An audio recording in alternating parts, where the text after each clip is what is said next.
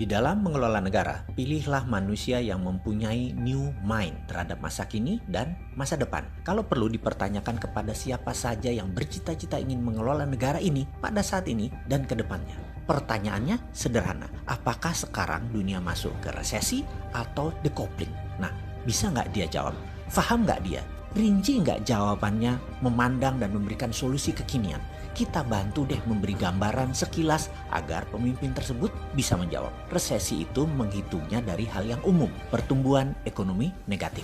Kebanyakan ekonomi negatif terjadi karena faktor eksternal, di mana pemerintah yang pola pikirnya sederhana tidak pernah siap dengan keterkejutan. Namun, kalau decoupling itu perubahan fundamental dalam parameter ekonomi makro dan dalam kehidupan manusia. Dan entah bagaimana sejak 6 bulan yang lalu saya mengatakan sekarang decoupling. Bahkan sebelum COVID dan resesi saya sudah mengatakan sekarang decoupling. Ada kok rekam jejaknya saya mengatakan hal tersebut.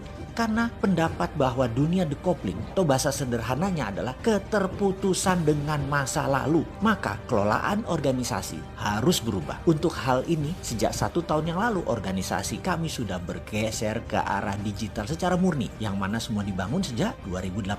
Efek decoupling tambah COVID, tambah resesi, tambah perang Tiongkok Amerika. Ini seru, ini peluang. Sebelum kita bahas peluang, kita bahas lebih dalam tentang decoupling. Saat ini ada 20% pekerjaan jenis baru yang 10 tahun yang lalu tidak ada. Misalnya profesi Chief Content Creator, jenis pekerjaan digital marketing. Itu macam-macam profesi yang 10 tahun yang lalu belum ada. Lah sosmed juga belum ada kok 10 tahun yang lalu. Masih belum semasif sekarang. Sungguh banyak profesi yang baru muncul bahkan di 3 tahun ini misalnya yang namanya graphics designer. Dulu kerjanya hanya di dunia percetakan, di dunia media. Mendadak dunia cetakan berkurang jauh, bergeserlah mereka ke sosial media. Kebutuhan mendadak meningkat menjadi 1000% setiap tahunnya sejak 3 tahun terakhir ini. Profesinya ada sejak lama, namun mendadak menjadi kebutuhan utama. Itu siapa yang kira? Di masa depan, di tahun 2030 ke sana, diperkirakan ada 60% bidang usaha dan profesi baru yang saat ini belum ada modelnya. Belum tahu apa itu barangnya. Sehingga profesi dan bidang yang saat ini ada, 10 tahun ke depan, 60%-nya bisa hilang atau less needed, kurang dibutuhkan. Semua ini karena kehadiran digital yang terus merubah bentuk ekonomi, sosial dan budaya sebuah negara dan dunia. Bank akan jadi digital, di mana profesi teller hilang dalam 5 tahun ke depan. Cabang bank akan tutup besar-besaran dalam 5 tahun ke depan.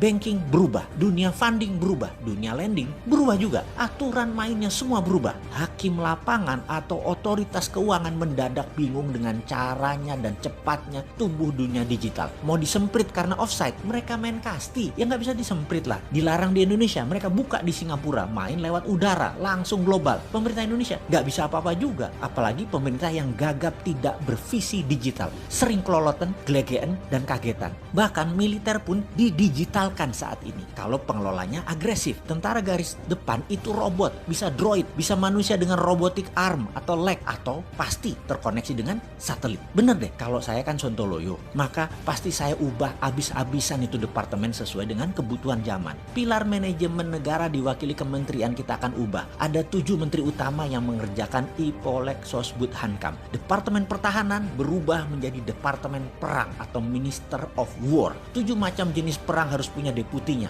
Military warfare, digital data informational warfare, economic warfare, biological warfare, dan lain sebagainya. Juga untuk Indonesia mendapatkan pemimpin terbaik, juga rapih tata kelola negaranya. Akan ada lagi yang namanya Dewan Pertimbangan Agung atau DPA. DPA adalah wakil dari para pemangku adat, ulama, dan trah Kasultanan, Keraton Nusantara. Kemudian juga akan hadir lagi fraksi TNI, Polri, dan ASN masuk DPR kembali, di mana suara di Komisi TNI, Polri, dan ASN masing-masing 5%. Semua wakil rakyat dari TNI, Polri, dan ASN adalah pejabat yang masih aktif yang bisa dipergilirkan setiap 1, 2, 3 tahun tergantung pimpinan mereka. Dalam pemilihan presiden, suara rakyat adalah 80%, suara DPR 10%, suara DPD DPA 5%, suara MPR 5%. DPR, MPR, DPA menyetujui GBHN garis besar haluan negara 100 tahun Indonesia, di mana setiap pemerintahan yang menjabat harus mempunyai cara untuk mencapai target tersebut atau nation interest tersebut. Misalnya, GBHN Indonesia Emas 100 tahun merdeka, yaitu di tahun 2045, yaitu 25 tahun dari sekarang. Indonesia memiliki kekuatan pendidikan nomor 3 besar, ekonomi nomor 2 besar dunia, teknologi 3 besar dunia, sistem kesehatan 3 besar dunia, kendali pangan nomor 1 terbesar di dunia, pertahanan keamanan nomor 3 terbesar di dunia, kendali informasi nomor 3 besar dunia, kendali sistem keuangan 3 besar dunia, kendali energi terbarukan dan baterai nomor 1 di dunia. Lalu dalam 75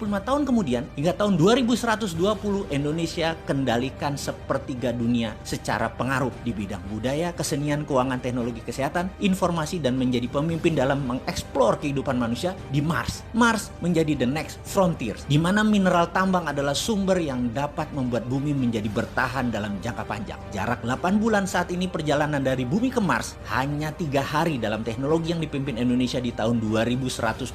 Saat itu tambang mineral Mars mayoritasnya adalah milik Indonesia. Ini sontoloyo kan otaknya? Ya begitulah kalau mau menang bernegaranya. Jangan menarget yang tanggung-tanggung. Masa mimpi aja nggak berani? Emang mimpi dibaserin?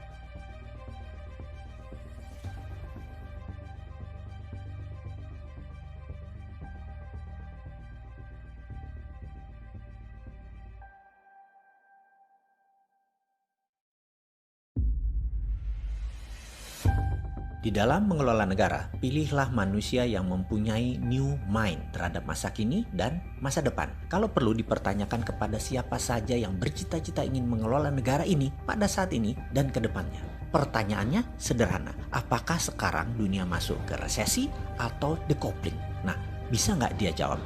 Faham nggak dia? Rinci nggak jawabannya, memandang dan memberikan solusi kekinian?